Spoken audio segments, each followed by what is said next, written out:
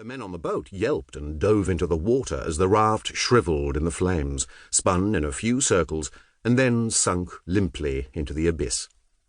The smell of burned plastic hung in the air, and the trespassers clung helplessly to the rough concrete pillars, trying to protect their heads from the chunks of metal and wood raining down from above. As the waterlogged invaders were picked up by their comrades and taken back to shore, Michael smiled a huge smile. He was Prince of the Sea. He had kicked their asses, and he couldn't wait to tell his dad.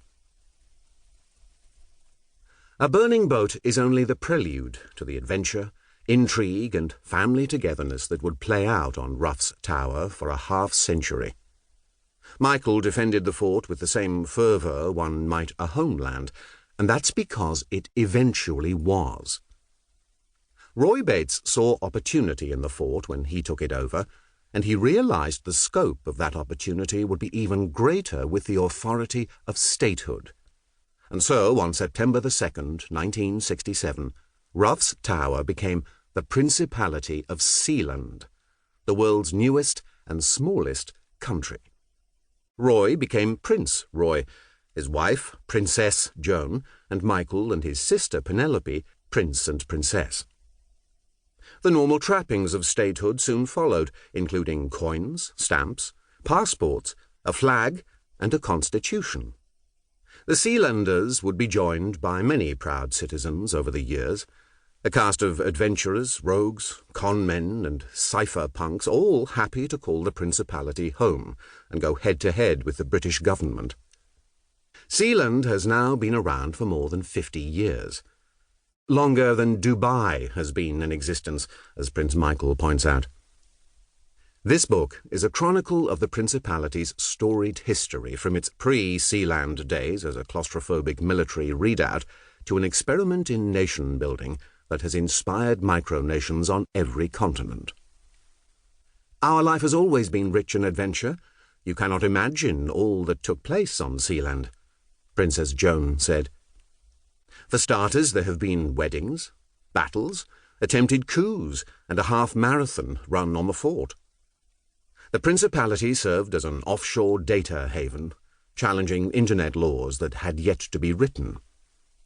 The Principality's legal claims have delighted scholars of international law, while others view Sealand as a social experiment on how we might conduct ourselves when climate change forces us to live at sea in water-worldian floating enclaves.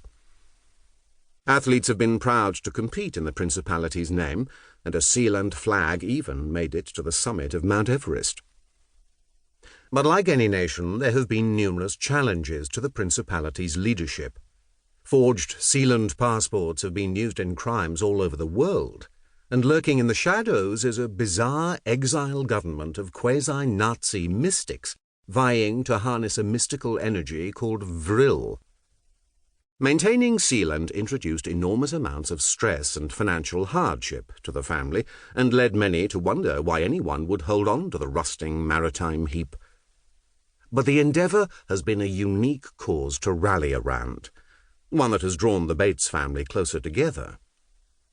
The story of Roy and Joan Bates is one of storybook devotion, a powerful romance filled with ups and downs and schemes and theatrics.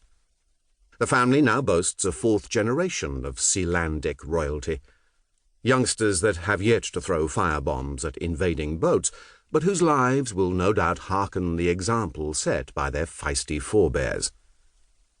At its very core, the story of Sealand is an inspiring tale of daring and self-determination in a world of homogeneity, a quixotic adventure that has accomplished more than even Roy Bates thought possible. Defending themselves from imperial governments and rapscallion usurpers, Sealanders have always managed to come out on top, and the tiny nation's motto encapsulates this rogue spirit: E mare libertas, from the sea, freedom. Indeed. Hunker down in the comfortable surroundings of your own kingdom, and we'll set sail into the astonishing story of Sealand, the world's foremost micronation. The Principality of Sealand is unrelated to the